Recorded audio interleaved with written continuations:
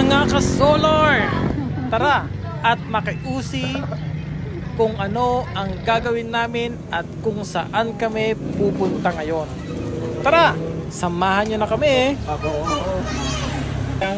Ako din na yung paglalungan. Ang daming tao. Kala ko anong pagkalala. Madaming tao ngayon sa... Tapos may agawan pa kami sa post. Ang daming tao ngayon din. Ang pinag-uusapan nga pala dito ay masikip daw o maraming tao sa Twin Falls pag Sunday. At syempre alam na kung bakit. Dahil sa init ng panahon. Diba? Ba't walang pasok? Double pa yata bukas ah. Mainit daw kasi. Ano naman? Ano kasi? Wala ba? Wala pa rin.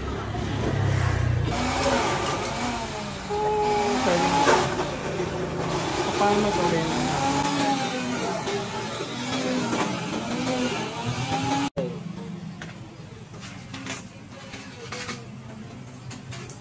Okay, nakasama kami at nailibre kami ni Boss B, Brando, Kabus-Kabus at yan. Dito nga namin yan iinumin sa taas ng Camp Laya. Sayang. Lahat na. Sama ko kayong lahat sa Boracay. Saan niya gusto?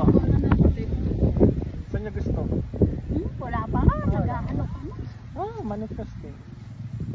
Kahit yung sa bingguan ng tayo punuan. Mga kape nila, babe. Anong flavor nito? Cappuccino. Masarap. Ay, lobo mo kayo. Tiyak. Lobo.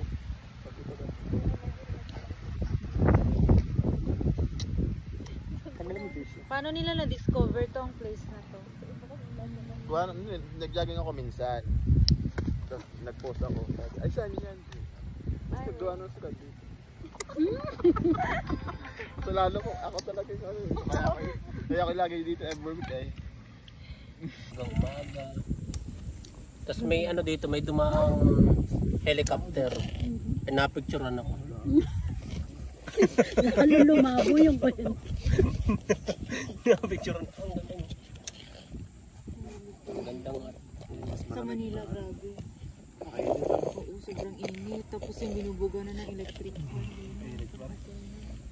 Dito naman yung binubuo ng electric fan. Tapos yung mga katim ko humiga na sa street. At saan nga ba kami nakaharap o ano yung tinitingnan namin? Eto yun mga ka-solar.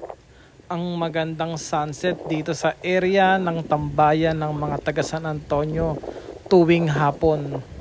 Sa maghapong init ng panahon, dito naman ang sarap magpalamig o magpahangin habang nagkwekwentuhan. Kasama ang buong tropa o minsan maging ang kanilang mga pamilya narito din. Okay mga ka-solar, yun lang. Bye-bye!